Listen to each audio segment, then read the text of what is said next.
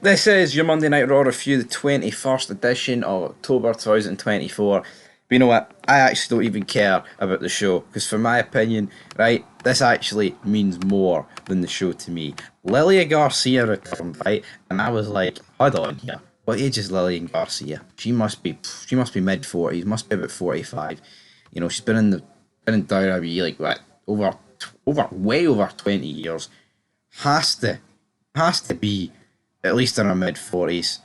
Still looks good. And I tell you what, troops.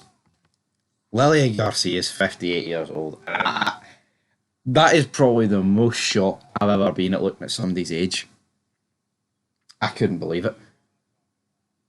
I honestly, I'm flabbergasted. And anyway, Lillian Garcia is back. Better than Samantha Irvin, right? So, for all these marks that want to cry and pretend that Samantha Irvin's actually great. Samantha Irvin's great, Big Stevie. Samantha Irvin's great. Samantha Irvin. Oh, she's great. No, she sucks, man. I mean, there's no two ways about it, right? Yeah, she's unique.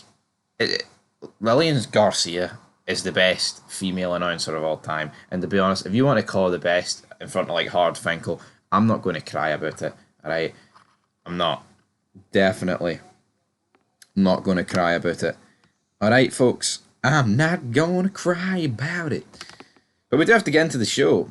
Seth Rollins and Bronson Reed brawl backstage. Rollins comes out, right, you want to fight, big boy? Let's go, I'll make your ass famous.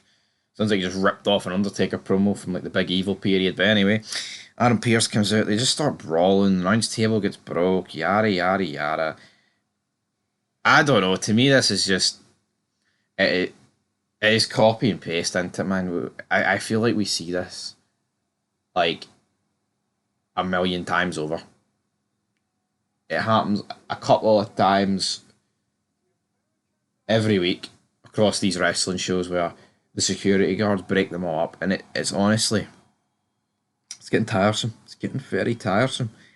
We then have a damage control segment, right? And this has actually caused quite a lot of controversy online. So, damage control talking to Aaron Pierce, they were speaking, right? I think they were speaking Japanese, right? I know, well, obviously they're Japanese, right? But I can't remember if they were speaking English or Japanese. Carlito walks in, he's like, damn, I need to learn Chinese. And now there's like all these memes floating about that Triple H is Hitler and Triple H is this, and these people are just woke, getting offended. They are people getting offended for other people. You know that is all we live in, right? And know who's the biggest culprit to that? White middle class liberals getting offended for everyone else. You know what I mean? It is an absolute disgrace that there's an outrage about this. Who cares? You know what I mean? Like, see if this was Sheamus, right? And he was speaking, it obviously was heavy double in accent, and somebody walk in and is like, damn, I need to learn Scottish. Do you think I would be on here fucking absolutely teary eyed, man, and greeting my fucking eyes out about, oh, they said Sheamus is Scottish, or, you know, if they referred to Wade Barrett as Welsh, or if they referred to Drew McIntyre as fucking German, I wouldn't give a shit.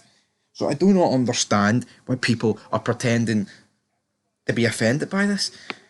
It's honestly, it's embarrassing, troops. It is seriously embarrassing. Anyway, we have our first match. We have the New Day against the Authors of Pain in a number one contendership match. You know, the New Day win, but there's just like, there's so much happening here. You've got Miz and R-Truth out there, right? Brawling with each other. Truth then hits Cross with a pump kick. Then the lights go out. The Wyatt Six come out, and it's like, right, is this what they've got for the Wyatt Six? A shitey feud with the Final Testament. But Bray Wyatt, man, they should have just kept his legacy intact. Because see having his brother run around with a bunch of half-wits titled the Wyatt Six, it's doing nobody any favours, put it that way. And then Uncle Howdy chokes out Paul Ellering with the mandible claw. And it's funny because we were talking about the other day, like, what has he done?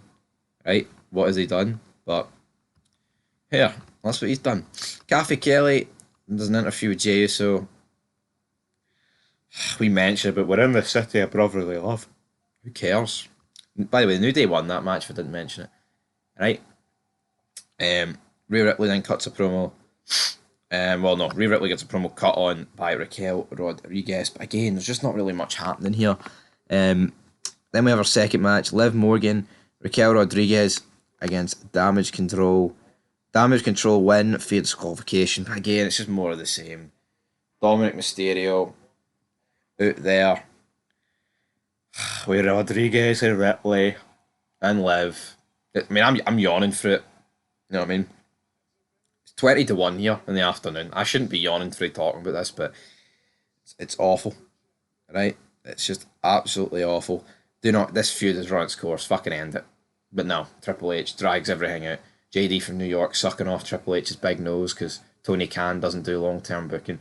It's funny, like, AEW is just they throw matches together, and WWE is the absolute polar opposite, where if you want a match, you're going to have to wait 4 years.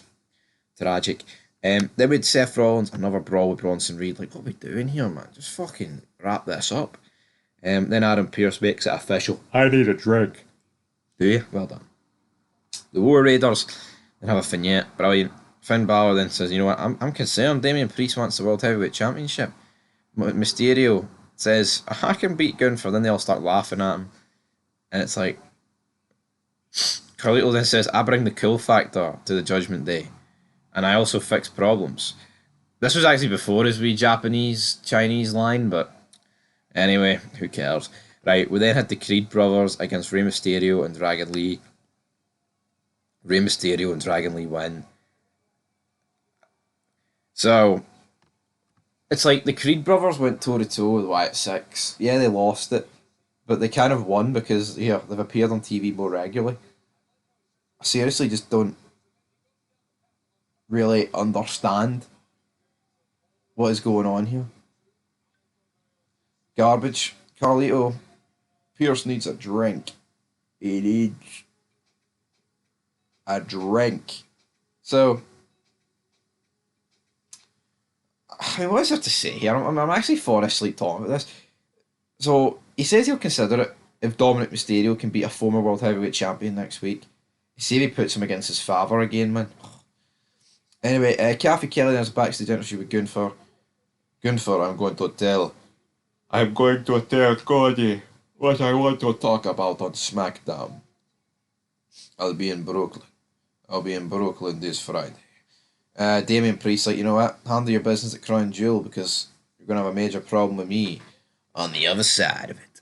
Then we have a fourth match of the evening. Jey Uso against Braun Breaker. Braun Breaker wins. New IC champion. You know what? Correct decision. But I don't think Jey Uso should have won the IC title a few months ago or a few weeks ago. But saying that, I do like title changes that happen quickly instead of this waiting around shite.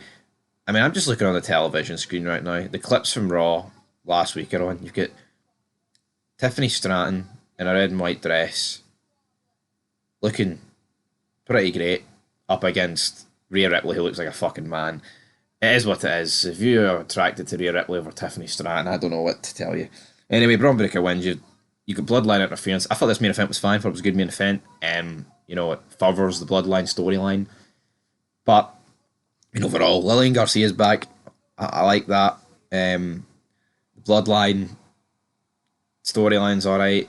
I mean, Carlito, that was a pretty funny segment, but there's a lot of jobbers on Raw. The Wyatt Six absolutely suck.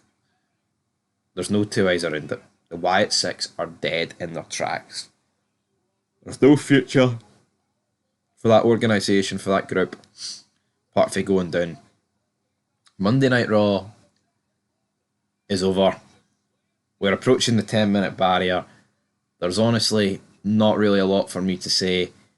The show just wasn't. I thought the main event was good. Lillian Garcia coming back is good, but Lillian Garcia's better, right? than Samantha Irwin. People can greet, people can cry, do whatever. I've actually had someone react on the channel called Ozzy Morrison. Shout out to Ozzy Morrison. He said, "Best news I heard all effing day. I prayed for this, and it effing happened." Quoting Drew McIntyre there, and the news was about Samantha Irvine leaving WWE. So, again, where's she going to go? Probably AEW. Make sure you check out our video earlier on today. Sami Zayn is a card. It's actually our best performing Fed at the last 10, so make sure you give it a wee watch there. Where is Sami Zayn? Who knows? But pretty much Sami Zayn, just to give you a quick wee update on that before we end this Raw review. It's like, if the guy wants to tweet, and if the guy wants to speak openly about the war in the Middle East, or whatever war, the war in Eastern Europe, or the war, whatever, right? If he wants to speak about that and feels like he can't in WWE, leave. You know what I mean? Leave. But obviously he values his WWE paycheck over his morals. And I've no respect for people like that. You know what I mean? I don't. People who sell it for money, don't like it. Don't like it. You know what I mean? It's like, you know what? See CM Punk, disagree with the guy in some political views of his, but he doesn't like the Saudi blood money, so he doesn't do the Saudi blood, the Saudi shows. And you know what? I respect that. I respect that for CM Punk, right? But see Sami Zayn, man. It's like, if you've got such a problem with working for the company you're in that you can't express your views, right?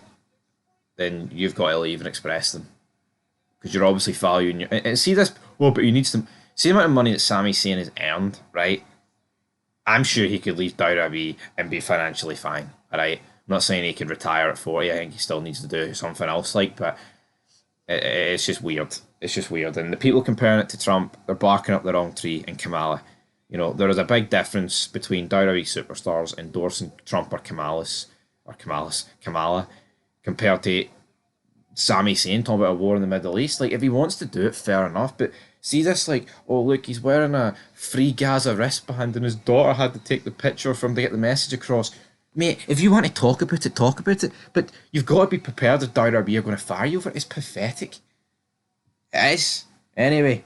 Check out the video earlier on. I don't want to just repeat the same stuff, but I think Sami Zayn's a card. He's a pathetic man. Anyway, 3 out of 10 for Raw.